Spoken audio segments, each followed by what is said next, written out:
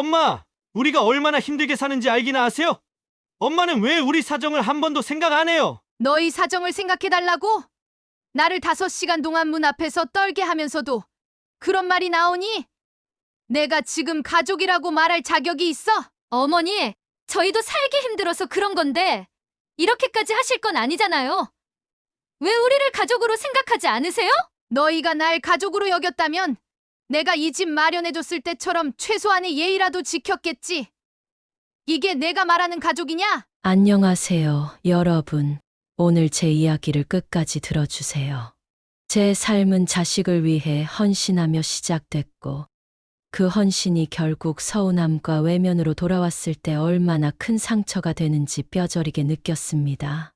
그리고 그것을 어떻게 극복했는지 들려드리겠습니다. 구독과 좋아요로 함께 해주시면 감사하겠습니다. 그럼 지금부터 제 이야기를 시작하겠습니다. 저는 올해 72살, 경기도 광주 근교에서 혼자 살고 있는 박순이라고 합니다. 남편이 세상을 떠난 지 어느덧 몇 해가 지났어요. 그동안은 혼자서도 별 탈 없이 살아왔습니다. 남편과 함께 운영했던 세탁소를 정리하고 나서도 크게 불편한 건 없었어요. 물론 남편이 없다는 게 가끔 외롭기도 하지만 제게는 든든한 아들 영훈이가 있었으니까요. 영훈이는 저한테 자랑이었어요. 어릴 적부터 손이 많이 가지도 않고 모범생처럼 잘 커졌죠. 대학도 졸업하고 좋은 회사에 취직했을 때는 정말 가슴이 뿌듯했어요. 그래, 이제는 우리 영훈이만 믿고 살면 되겠구나. 그 생각이 제 인생의 버팀목이었죠. 남편이 떠나고 얼마 지나지 않아서였어요. 아들이 어느 날 진지하게 말하더군요. 엄마, 저희 이제 결혼하려고요. 은주랑 신혼집을 알아보고 있는데 돈이 조금 모자라요. 아들이 안쓰러운 표정을 지으며 그런 부탁을 하니 마음이 좋지 않았습니다. 남편이 남기고 간 보험금이 있긴 했는데 그 돈은 만약을 위해 아껴두려고 했지만 아들이 결혼해서 행복하게 사는 모습만큼 제가 바라는 게 또 뭐가 있겠어요? 그래서 물었죠. 아들아, 엄마가 너희를 위해 뭘 못해주겠니? 얼마나 필요하니? 그랬더니 영훈이가 말했어요. 엄마, 걱정하지 마세요. 저희가 다 갚을 거고 집은 엄마 명의로 해두면 되니까요. 엄마도 마음 놓으시고 그 집은 언제든 엄마 집처럼 생각하시면 돼요. 그 말을 듣고 마음이 놓였습니다. 그래서 그동안 모은 돈과 남편 보험금까지 다 꺼내서 아들 내외의 신혼집을 마련해줬습니다. 물론 제 이름으로 등기했죠. 혹시라도 나중에 무슨 일이 생길까봐 그랬던 건데 그게 제 실수였을까요? 그땐 미처 몰랐어요.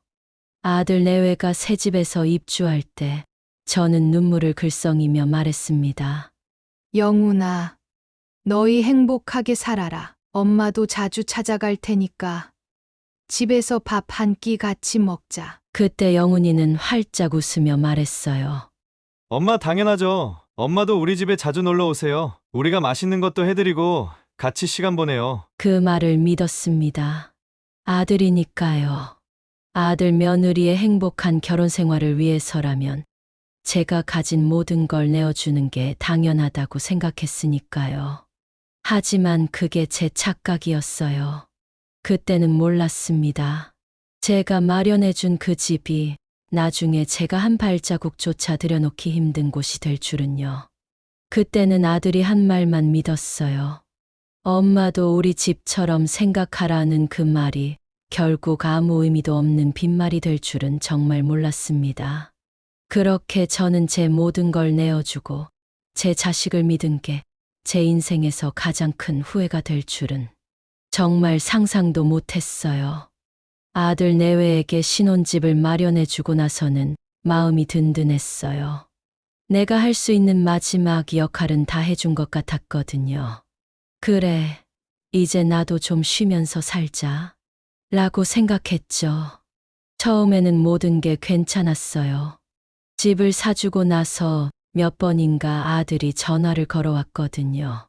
엄마 잘 지내시죠? 별거 아닌 안부 전화였지만 그것만으로도 행복했어요.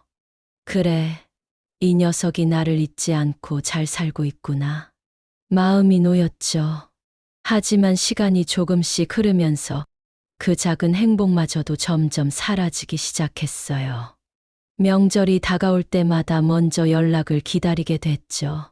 전화를 걸면 이번엔 좀 어렵겠다라는 말만 돌아왔어요. 처음엔 그러려니 했어요. 아무리 그래도 내 아들이고 그 집을 내가 사준 건데 너무 섭섭해하면 나만 손해일 것 같았거든요. 한 번은 제가 전화를 걸어 명절에 가서 밥이라도 같이 먹자고 했어요. 엄마도 혼자 밥 먹기 싫다는 말을 하며 조심스럽게 부탁했죠. 하지만 돌아오는 대답은 늘 똑같았어요. 이번엔 인주 친정집에 가봐야 해요. 엄마, 제가 일이 너무 바빠서요. 명절 때면 TV에 나오는 온 가족이 모여 웃는 모습이 참 부럽더라고요. 전 혼자 밥상 앞에 앉아 김치를 꺼내 먹으며 생각했어요. 그 집에 나만의 자리는 없나 보다. 그래도 참고 또 참았습니다. 아들 집에 반찬이라도 해가려고 했던 적이 있어요. 직접 만든 밑반찬을 손에 들고 아들네 집에 가려 하니까 아들이 이러는 겁니다. 엄마, 오실 필요 없어요. 반찬은 택배로 보내세요. 그게 더 편해요. 그 말을 듣고는 가만히 서서 생각했어요. 내가 반찬 몇 개 싸가는 게 그렇게 불편한 일일까? 그깟 택배가 나보다 더 나은 건가? 그래도 그때는 며느리가 아직 불편해서 그러려니 했습니다. 시간이 지나면 괜찮아지겠지. 나 혼자서 그렇게 마음을 다독이고 위로했어요. 하지만 시간이 지날수록 그 마음마저 지키기가 어려워졌습니다. 그러다 올겨울 생각지도 못한 일이 벌어졌습니다. 날이 갑자기 추워지더니 그만 보일러가 터져버렸어요. 그날 새벽이었어요. 자다가 너무 추워서 깼는데 이게 웬일입니까? 집안이 꽁꽁 얼어붙은 것 같더라고요.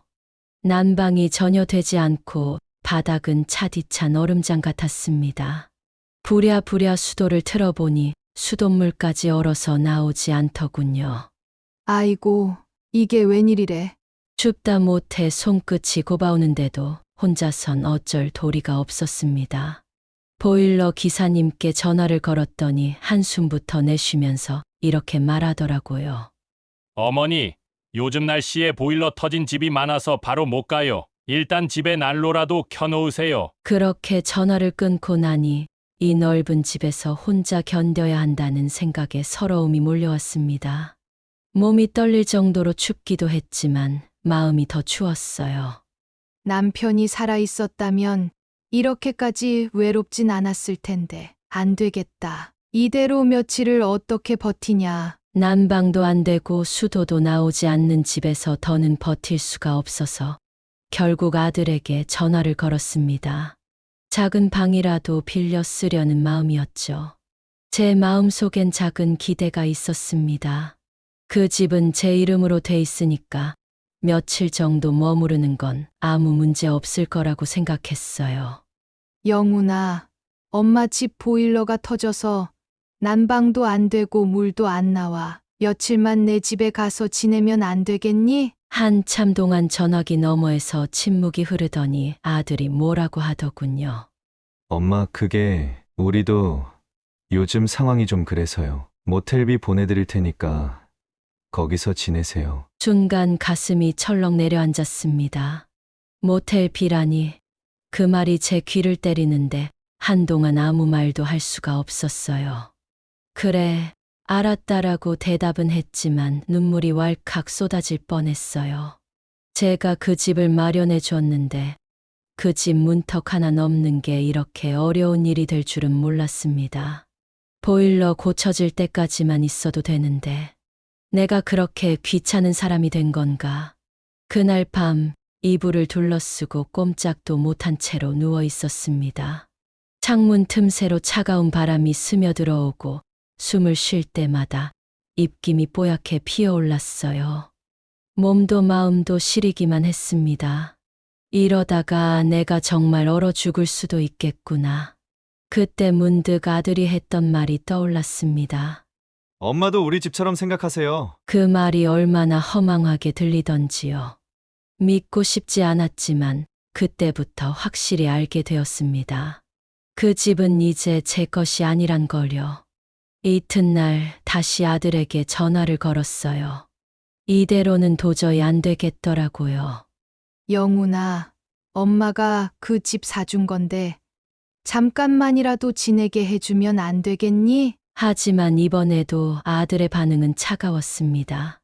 엄마, 우리 집도 복잡해요. 제가 다시 연락드릴게요. 전화가 끊긴 뒤에도 저는 한참 동안 멍하니 앉아 있었습니다. 너무 추워서 몸은 떨리는데 더 이상 기댈 곳도 없다는 생각에 서러움이 복받쳤습니다. 이렇게까지 내가 외면당해야 하는 건가? 주변에 잠시 지낼 만한 곳을 찾아봐도 도저히 갈 곳이 없었습니다. 보일러가 터져 난방이 되지 않는 집에서 하룻밤을 지내고 나니 온몸이 뻐근했습니다. 손끝까지 시리고 다리도 후들거렸지만 어디 의지할 곳도 없었어요. 수도까지 얼어붙어 씻지도 못한 채 멍하니 앉아 있었습니다. 생각할수록 눈물이 나더라고요. 영훈이 집에 잠깐만이라도 있으면 될 텐데 왜 그리 말을 못하나? 이 집에 계속 있다간 큰일이 날 것 같아. 결국 그날 아침 저는 작은 가방 하나에 옷 몇 벌이랑 세면도구를 챙겨서 아들 집으로 갔습니다. 마음 한구석에선 그래도 아들이니 문을 열어줄 거라는 작은 기대가 있었어요. 내가 마련해준 집인데 하루 이틀 정도 묵는 건 괜찮지 않겠나.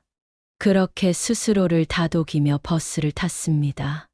아들 집 앞에 도착한 건 오전 11시가 조금 넘었을 때였어요. 날씨는 매서운 한파였고 하늘에서는 눈발까지 날리고 있었습니다. 손이 시려워 가방을 꼭 쥔 채 초인종을 눌렀어요. 딩동 소리가 울리도록 몇 번을 눌러봤지만 한참을 기다려도 아무런 응답이 없었습니다. 안에 아무도 없는 건가 싶었지만 불이 켜져 있는 게 보였어요. 게다가 창문 틈새로 무언가 부스럭대는 소리까지 들리더라고요. 다시 초인종을 눌렀습니다. 영훈아, 엄마야, 문 좀 열어봐라. 아무 소리도 들리지 않았습니다. 전화기를 꺼내 아들에게 전화를 걸었지만 그저 냉랭한 자동응답 메시지만 반복될 뿐이었습니다. 한숨이 절로 나왔어요. 안에 분명히 사람이 있는데 왜 문을 안 열어주는 걸까? 집 앞에 서서 다시 초인종을 눌렀습니다. 그때부터 시간이 느리게 흘러가기 시작했습니다. 1시간이 지났습니다. 문 앞에 서서 계속 기다렸어요. 그때는 추워서 가만히 서 있기조차 힘들었지만 그래도 문을 열어주겠지라는 희망을 놓을 수가 없었습니다. 2시간이 지나자 다리가 저리기 시작했습니다. 엉덩이가 얼얼했지만 앉을 곳도 없어서 계속 서 있었습니다. 혹시 내가 들리지 않나 싶어 문을 두드리기도 했습니다. 안에 있지? 엄마야, 문 좀 열어봐. 문 앞에서 한마디도 대답이 없는 집을 바라보면서 온갖 생각이 들었습니다. 내가 이렇게까지 해야 하나? 내가 이 집을 마련해줬는데 왜 나는 이 집 문 앞에 서서 얼어야 할까? 3시간, 4시간. 이제 손끝이 얼어 감각도 없고 다리도 후들거리기 시작했어요. 가끔 지나가는 이웃들이 저를 힐끔힐끔 쳐다보는 것도 부끄러웠습니다. 5시간이 흘렀을 때는 정말이지 서러움에 눈물이 흐를 뻔했습니다.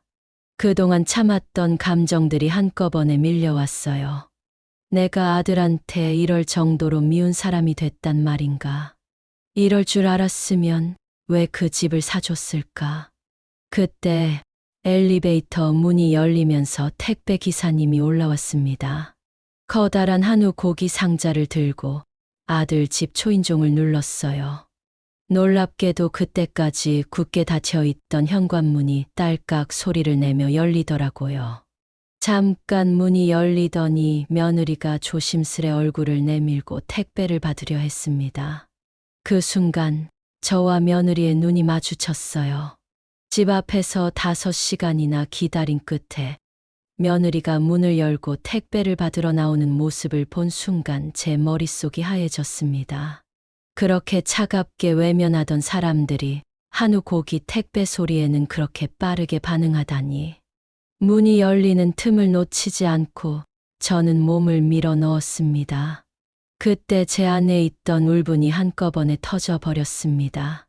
은주야, 나는 초인종을 수십 번 눌러도 안 열어주더니 택배는 이렇게 빨리 받으러 나오니? 내가 정말 사람이야? 순간 며느리 얼굴이 굳어졌습니다. 택배 상자를 얼른 안으로 들이려고 하자 저는 그 틈을 놓치지 않고 문 안으로 들어섰습니다. 잠깐, 이게 뭐 하는 짓이야? 내가 밖에서 5시간이나 떨면서 기다렸어. 너희는 나를 문전박대하면서 택배는 꼭 받아야겠어. 며느리는 당황해서 말을 더듬으며 말했습니다. 어머니, 왜 그러세요? 미리 말씀도 없이 오시면 저희도 준비가 안 되잖아요. 그 말에 가슴이 터질 것 같았습니다. 내가 미리 말을 해야 돼. 이 집 누구 집인데? 누구 돈으로 산 집인데? 내가 왜 문전에서 이렇게 떨고 있어야 하냐고. 그때 안에서 아들이 나왔습니다. 영훈이는 상황이 심각하다는 걸 눈치챈 듯 얼굴을 굳히며 말했습니다. 엄마, 왜 이러세요? 저희도 사정이 있다고요. 좀 이해해 주시면 안 돼요? 그 말을 듣자 더 참을 수가 없었습니다. 이해. 내가 너희를 이해해야 해. 내가 이 집 마련해 준 게 잘못이야? 내 집 문턱도 넘지 못하게 하는 게 내가 말하는 사정이야? 영훈이는 그제야 작은 목소리로 변명하듯 말했습니다. 엄마, 저희도 갑자기 오시면 준비가 안 되니까요. 갑자기? 그 말을 듣자마자 제 가슴이 철렁 내려앉았습니다. 내가 그 전에 전화를 몇 번이나 했니? 그리고 왜 내 집에 가겠다고 미리 예고를 해야 돼? 내가 이 집을 누구 돈으로 마련했는지 잊었어? 내가 이 집 마련할 때 내 사정을 생각하지 않았던 적이 있었냐고. 그동안 꾹꾹 눌러왔던 서러움이 한꺼번에 터져 나왔습니다.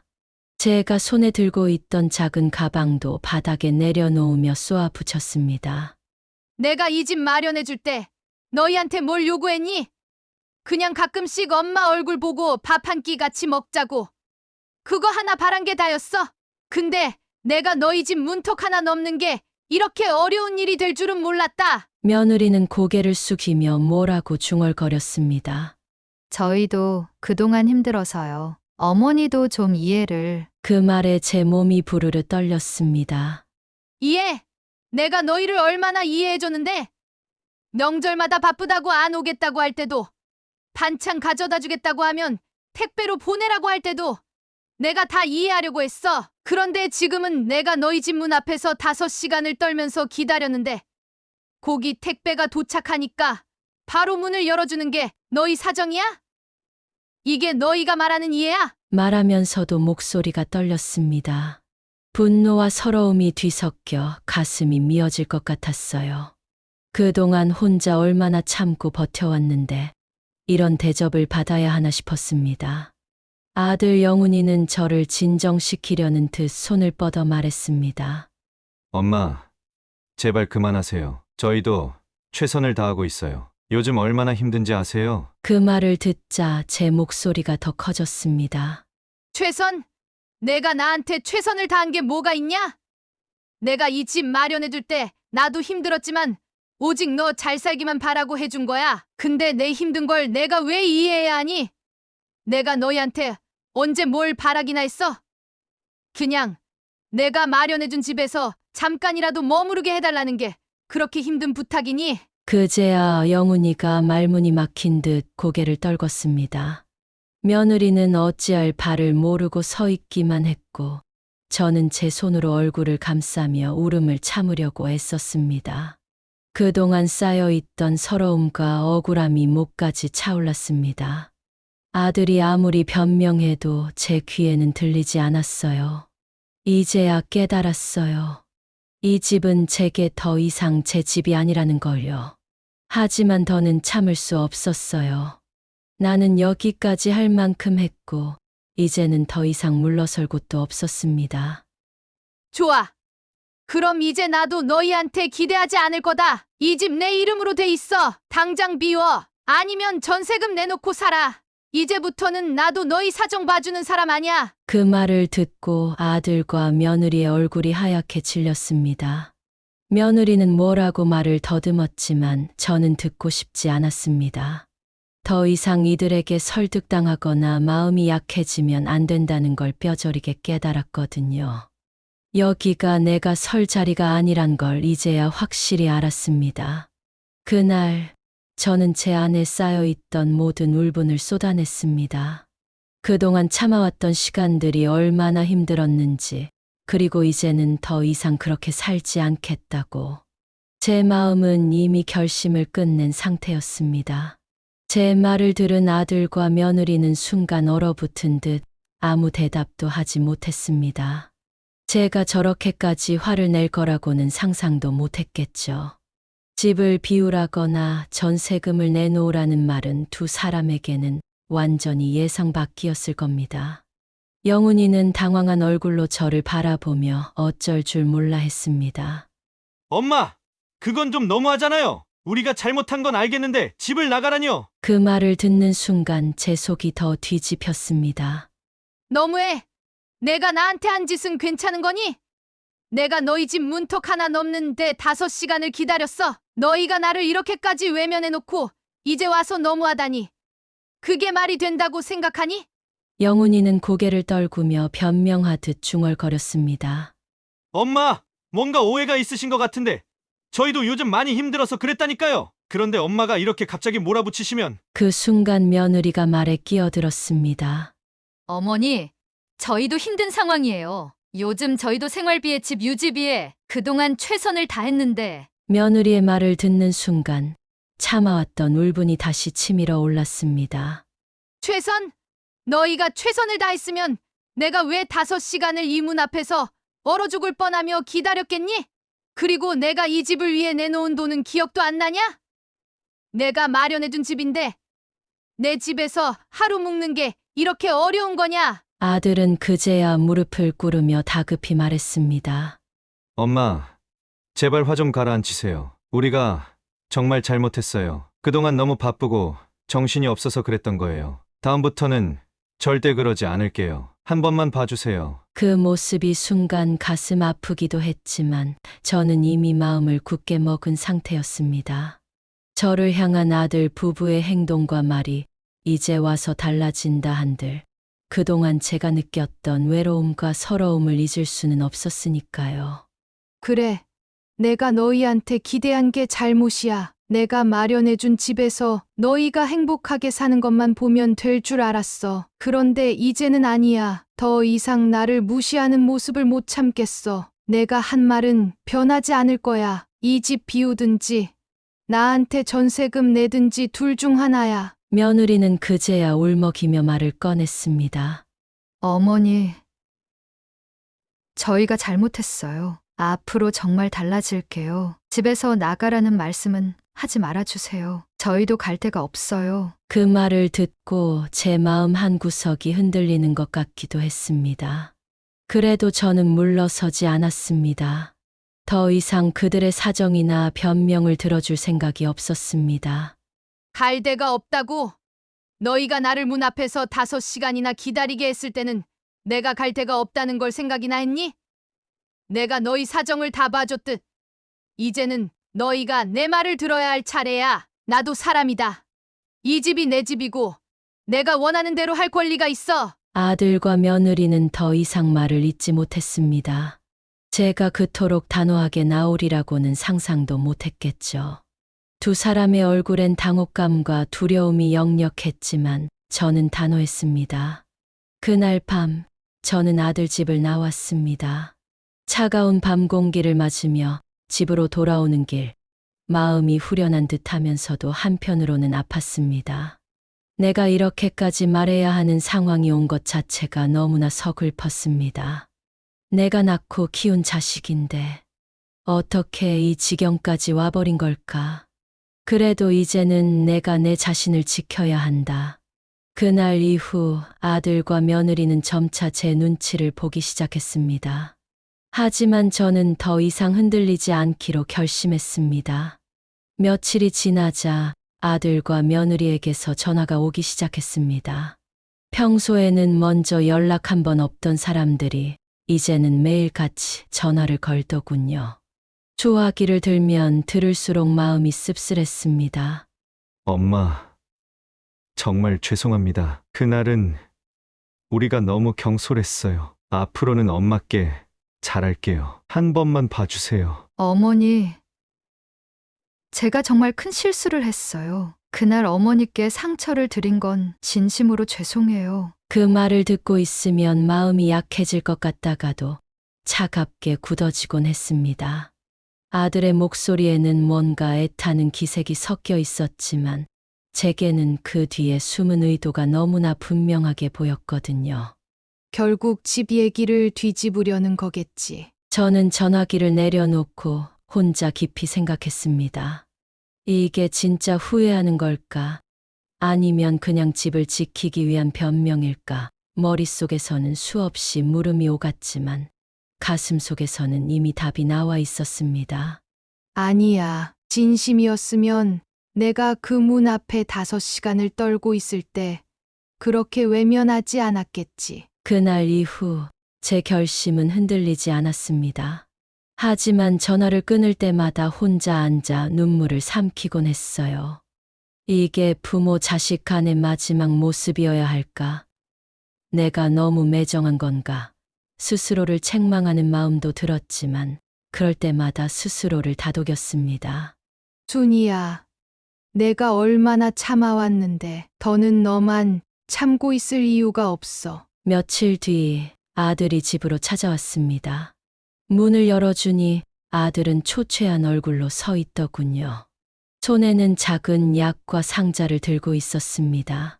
엄마 이거 좋아하시잖아요. 제가 일부러 사왔어요. 그 모습에 순간 마음이 흔들렸습니다. 그래도 제 자식인데 이 아이도 뭔가 느꼈나 싶었죠. 하지만 곧바로 고개를 들고 그를 똑바로 쳐다보며 말했습니다. 영훈아, 내가 정말로 잘못했다고 생각하면 왜 그날에는 엄마를 그런 식으로 대했니? 내가 문 앞에서 5시간을 떨고 있을 때는 뭐 하고 있었어? 지금 와서 약과 한 상자 들고 온다고 내가 그 서러움을 잊을 수 있을 것 같아? 아들은 고개를 숙이며 말을 더듬었습니다. 엄마, 정말 죄송해요. 그날은 저희도 잘못한 걸 알아요. 그래서 이렇게 저는 아들의 말을 끊으며 단호하게 말했습니다. 미안하다는 말로 끝낼 수 있는 일도 있고 아닌 일도 있는 거야. 내가 너희를 얼마나 믿고 이 집을 마련해줬는데 나를 그렇게 문전박대하면서도 아무렇지 않았던 내가 지금 와서 뭐가 달라졌다고 사과를 해? 내가 이 집을 준 게 그렇게 내게 죄가 되는 일이었냐? 아들은 아무 말도 하지 못하고 고개를 떨궜습니다. 순간 제 속에서 그동안 쌓여있던 감정이 폭발하듯 쏟아져 나왔습니다. 영훈아, 이제는 너희한테 아무것도 기대하지 않을 거야. 너희가 나한테 했던 것처럼 이제는 나도 너희를 외면할 거다. 내 마음 돌리려고 하지 마라. 내가 내린 결정은 변하지 않아. 아들이 다급하게 말했습니다. 엄마, 저희도 갈 곳이 없어요. 집까지 나가라고 하시면 저희는 정말 그 말을 듣자 저는 눈을 질끈 감았습니다. 갈 곳이 없다고? 나는 너희를 위해 평생을 바쳤는데 내가 문 앞에서 떨고 있을 때는 갈 곳이 없는 나를 생각조차 하지 않았으면서 다시 한번 마음이 굳어졌습니다. 내가 더는 너희의 사정 봐주는 사람이 아니야. 이 집은 내 집이고 내가 원하는 대로 할 거다. 이 집에서 나가든지 나한테 전세금을 내놓든지 둘 중 하나야. 아들은 더 이상 말을 잇지 못했습니다. 며느리는 옆에서 눈물을 훔치며 말했지만 제 귀에는 더는 들리지 않았습니다. 아들 부부의 사정을 이해하고 넘어갈 만큼 제 마음은 넓지 않았습니다. 그날 밤 저는 변호사를 찾아가기로 마음먹었습니다. 집에 대한 소유권과 법적 절차를 논의하며 제 권리를 지키기로 결심했습니다. 더 이상 누구에게도 휘둘리지 않고 제 자신을 지키겠다고 다짐했습니다. 이제부터는 나를 위해 살아야지. 내가 더 이상 자식들에게 기대서 살 이유는 없어.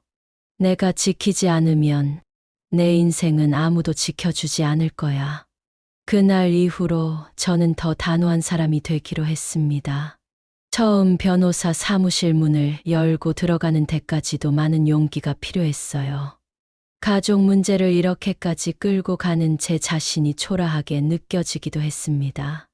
하지만 이대로 주저앉을 수는 없었습니다. 변호사는 제 이야기를 차분히 들어주었습니다.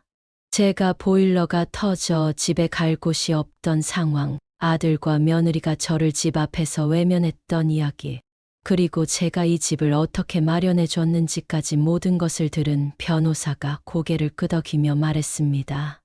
어머니, 집이 어머니 명의로 돼 있는 한 법적으로 어머니의 권리가 우선입니다. 집에서 나가게 할 수도 있고 전세금을 요구할 수도 있습니다. 가족 간의 문제라 감정적으로 복잡한 부분이 있지만 어머니의 입장에서는 권리를 주장할 수 있습니다. 그 말을 듣고 저는 다시 한번 결심을 다졌습니다.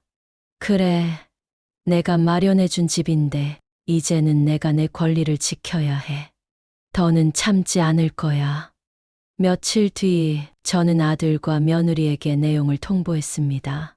변호사랑 얘기 끝냈다. 이 집은 내 명의로 돼 있으니까 너희가 살고 싶으면 전세금을 내고 계약서를 새로 써라. 그게 아니면 당장 나가라. 내 결정은 변하지 않아. 제 말을 들은 아들과 며느리는 놀란 얼굴로 저를 바라봤습니다. 엄마, 그건 너무한 거 아니에요? 우리가 잘못한 건 알지만 집에서 나가라니요. 어머니, 이건 가족끼리 너무 심한 거 아니에요?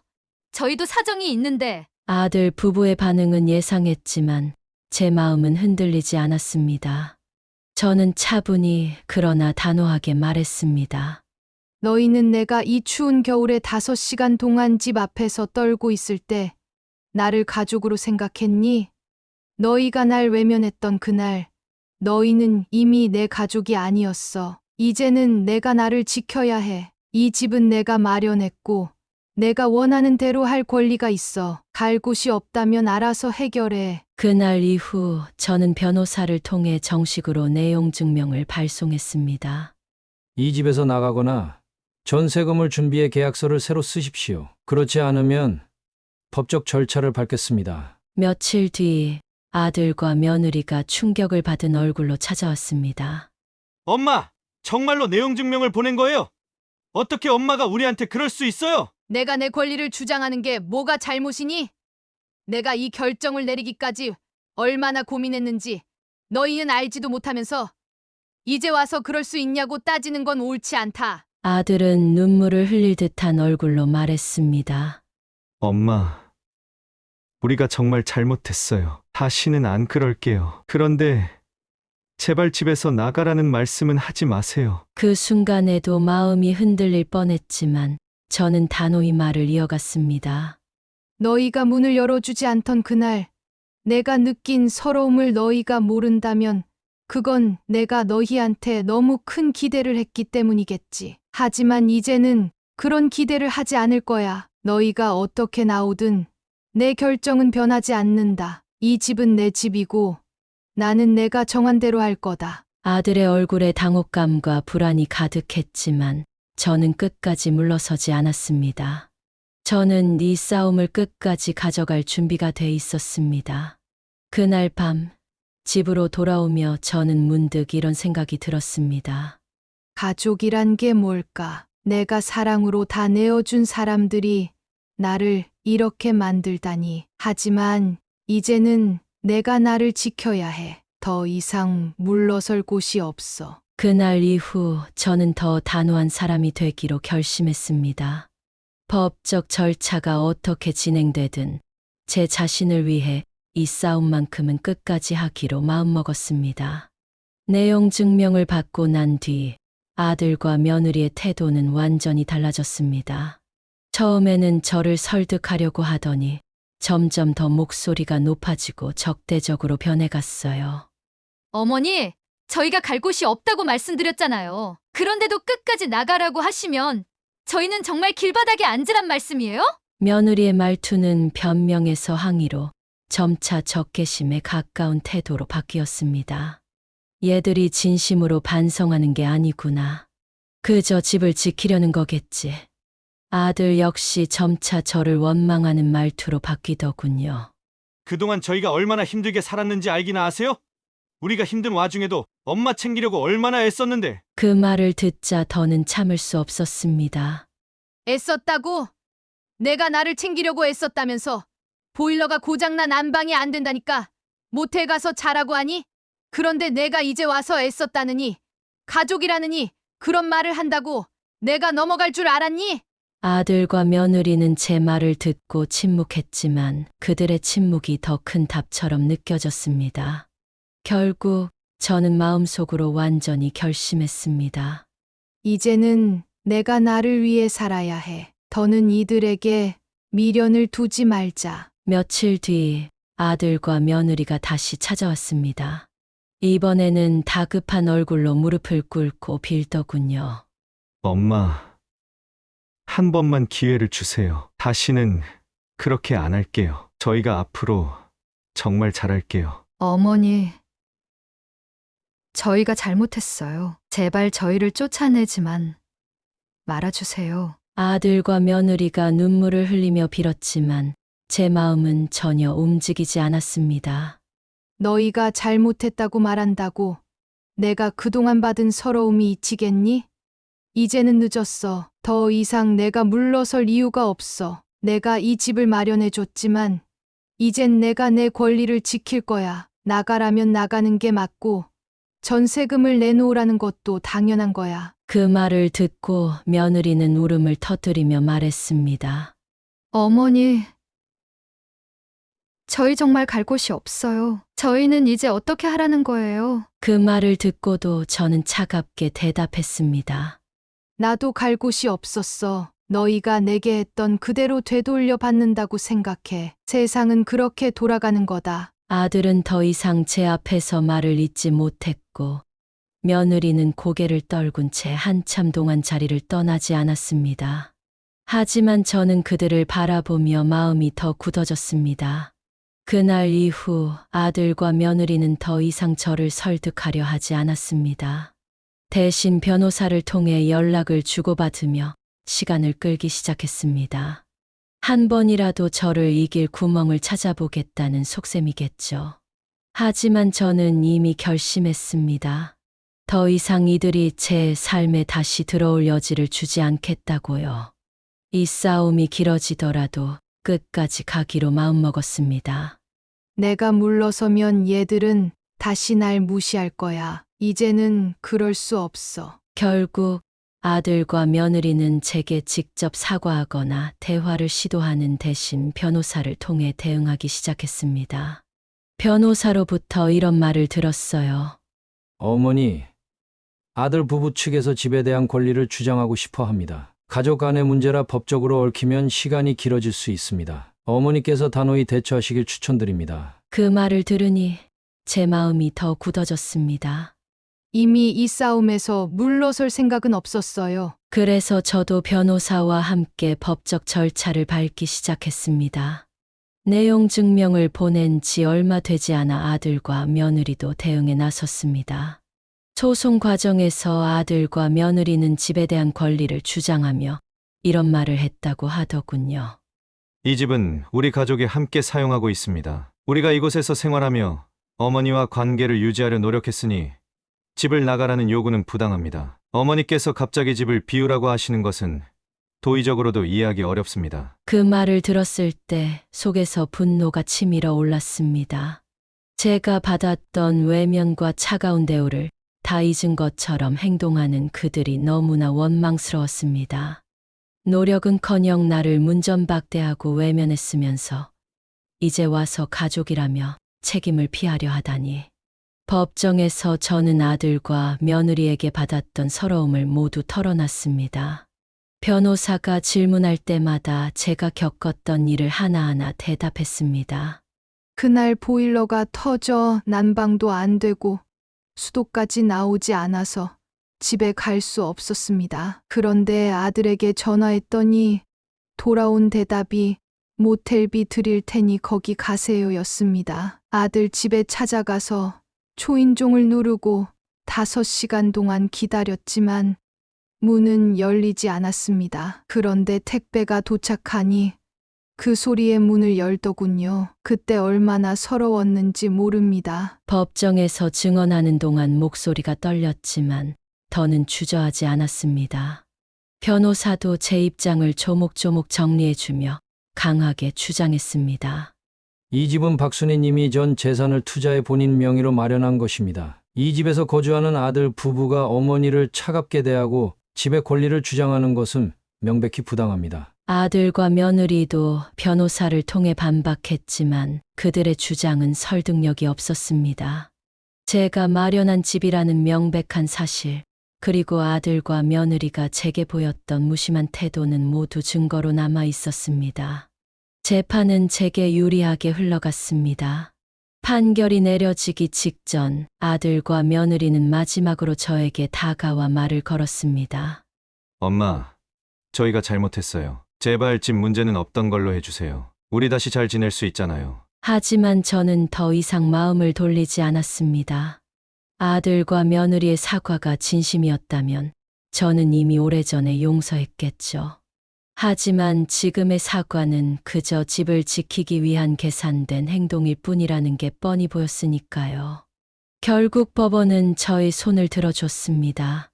아들과 며느리는 집을 비우고 나가야 한다는 판결이 내려졌고 전세금을 요구할 수 있는 권리도 인정받았습니다. 판결이 끝난 뒤 저는 깊은 한숨을 내쉬었습니다. 오랜 시간 억눌러왔던 감정들이 한꺼번에 밀려왔습니다. 이 싸움이 끝났구나. 내가 이겨낸 거야. 하지만 그 승리는 기쁨과는 거리가 멀었습니다. 한편으로는 허탈했고 다른 한편으로는 가슴이 저렸습니다. 내가 낳고 키운 아들과 이렇게까지 대립해야 했다니. 하지만 후회는 없었습니다. 이 결정을 통해 저는 스스로를 지킬 수 있었으니까요. 법원의 판결이 내려진 뒤 아들과 며느리는 집을 비워야 했습니다. 아들은 판결에 반발하며 불만을 표시했지만 더 이상 소용없는 일이었습니다. 결국 며느리와 아들은 떠날 준비를 하면서도 마지막까지 저를 설득하려 애를 썼습니다. 아들은 떠나기 전날 집으로 찾아와 말했습니다. 엄마, 우리가 잘못한 건 인정할게요. 그런데 이렇게까지 하실 필요가 있었을까요? 우리가 비우면 엄마도 마음이 편하실까요? 그 말에 저는 차분히 대답했습니다. 영훈아, 내가 이 집을 마련해준 이유는 너희가 행복하게 살길 바랐기 때문이야. 그런데 너희는 나를 문 앞에서 떨게 하며 외면했지. 그 순간부터 내 마음은 깨져버렸어. 이 집은 이제 너희의 행복을 위해 있을 필요가 없어. 이제는 내가 행복하기 위해 지키려고 하는 거다. 아들은 고개를 숙이며 작은 목소리로 말했습니다. 엄마, 그래도 가족인데 이렇게까지 하시면 저는 아들의 말을 끊으며 단호히 말했습니다. 가족이라면 최소한의 예의를 지켜야지. 내가 내게 바란 건 명절에 한 끼 같이 밥을 먹는 정도였어. 그런데 그조차 안 되는 관계를 이제 와서 가족이라고 부르는 게 무슨 의미가 있겠니? 그날 밤 며느리가 마지막으로 전화했습니다. 울먹이는 목소리로 말을 꺼냈습니다. 어머니, 저희가 진짜 많이 잘못했어요. 어머니께서 원하시는 대로 다 할게요. 제발 이렇게까지는 하지 말아주세요. 하지만 저는 그 말을 듣고도 흔들리지 않았습니다.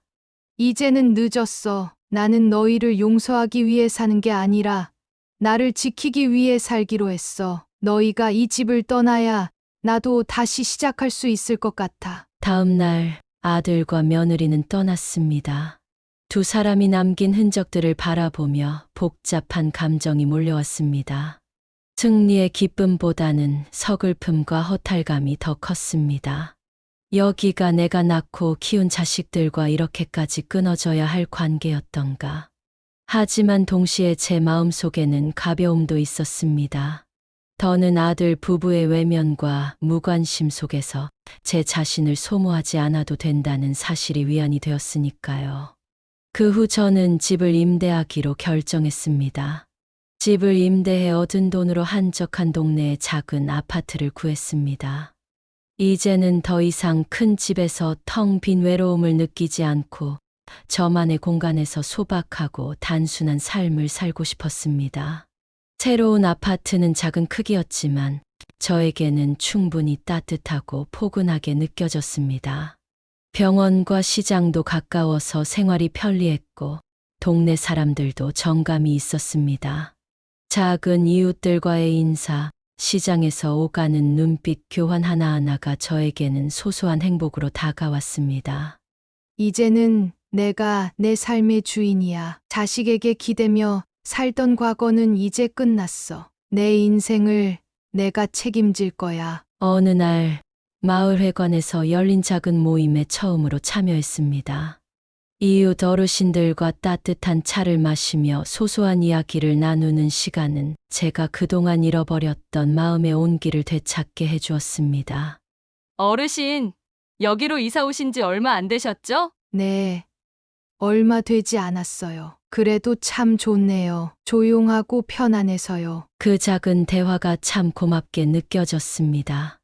오랜만에 누군가와 자연스럽게 웃고 대화를 나누며 제가 잊고 있었던 평범한 행복이 무엇인지 다시 깨달았던 순간이었습니다.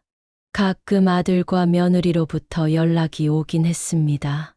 명절 즈음이나 특별한 일이 있을 때 간단히 안부를 물어오는 전화가 전부였습니다. 엄마, 잘 지내세요? 그래. 잘 지낸다. 너희도 잘 살아라. 그 이상의 대화는 없었습니다. 저는 아들 부부와 적당한 거리를 유지하며 더 이상 깊이 얽히지 않기로 했습니다. 혼자서의 삶은 처음엔 낯설었지만 시간이 지날수록 제게 딱 맞는 옷처럼 느껴졌습니다. 따뜻한 햇살이 드는 아파트 창가에 앉아 차를 마시고 텃밭에 작은 채소를 심고 가꾸는 일상이 제게는 더없이 소중하게 다가왔습니다. 어느 날 밤하늘을 올려다보며 스스로에게 말했습니다. 순이야. 내가 정말 잘했어. 그동안 참 많이도 참았지만 이제는 너를 위해 살고 있잖아. 남은 시간은 내가 가장 소중한 사람이 되도록 살아보자. 그렇게 저는 새로운 삶을 시작했습니다. 자식에게 기대지 않고도 충분히 행복할 수 있다는 걸 스스로 증명하며 조용하고 평온한 노년의 시간을 살아가고 있습니다. 아들과 며느리가 떠난 뒤 제 삶은 조금씩 변해갔습니다. 긴장이 풀린 탓인지 몸이 축 늘어졌고 한동안 무기력함에 빠져 있기도 했습니다. 이 집에서 혼자 지내는 시간은 생각보다 고요하고 평화로웠어요. 그동안 겪은 모든 일들이 떠오르면서 마음이 복잡할 때도 많았습니다. 내가 이렇게까지 해야 했을까? 정말 이게 최선이었을까? 하지만 다시 생각해보니 그 질문에는 이미 답이 정해져 있었습니다. 아니야. 내가 선택하지 않았다면 지금도 똑같았겠지. 계속 외면당하고 서운해하며 살아갔을 거야. 그 전까지 있었던 일들을 정리하며 한참을 멍하니 앉아 있었습니다. 그동안 아들 부부에게 바라고 기대했던 마음이 얼마나 컸는지, 그리고 그 기대가 무너졌을 때 느꼈던 상처가 얼마나 깊었는지 다시금 느껴졌습니다. 여러분, 이야기를 끝까지 들어주셔서 감사합니다. 제 삶은 자식을 위해 헌신하며 시작됐고, 그 헌신이 결국 서운함과 외면으로 돌아왔을 때 얼마나 큰 상처가 되는지 뼈저리게 느꼈습니다. 하지만 그 상처를 딛고 일어나 제 자신을 지키기로 결심한 날부터 제 삶은 조금씩 달라지기 시작했어요. 저는 이 이야기를 통해 말씀드리고 싶습니다. 가족이라는 이름이 모든 것을 해결해 주는 건 아닙니다. 때로는 가족이라도 최소한의 예의와 존중이 없으면 서로에게 상처가 될 뿐이에요. 그 상처를 묵묵히 견디며 참는 것이 미덕이라고 생각했던 시절도 있었지만 이제는 그렇지 않다는 걸 깨달았습니다. 자신을 사랑하지 않으면 누구도 나를 사랑해 주지 않습니다. 제가 늦게나마 이 사실을 깨닫고 제 삶의 주인이 되기로 결심한 건 정말 다행이라고 생각합니다. 여러분도 혹시 저와 비슷한 경험을 하고 계신가요? 가족이라는 이름 아래 스스로를 잃어가고 있지는 않으신가요? 그렇다면 제 이야기를 통해 용기를 얻으셨으면 좋겠습니다. 나를 지키는 일이 곧 나의 삶을 지키는 길입니다. 새로운 삶을 시작한 저는 이제 제 하루하루가 얼마나 소중한지 느끼고 있습니다. 따뜻한 차 한 잔, 시장에서 만난 이웃의 미소, 저 자신을 위한 조용한 시간. 이런 작은 행복들이 제게는 큰 힘이 되고 있어요. 여러분도 스스로를 잃지 마세요. 나를 위한 선택을 하는 게 결코 이기적인 일이 아니라는 걸 잊지 않으셨으면 좋겠습니다. 누군가에게 휘둘리지 않고 내 삶을 주도할 때 비로소 진정한 평화가 찾아옵니다. 끝으로 여러분의 소중한 관심과 공감에 진심으로 감사드립니다. 혹시 제 이야기가 여러분에게 조금이라도 위로와 용기가 됐다면 구독과 좋아요로 응원해 주시면 큰 힘이 될 것 같아요. 다음에도 더 따뜻한 이야기로 찾아뵙겠습니다. 감사합니다.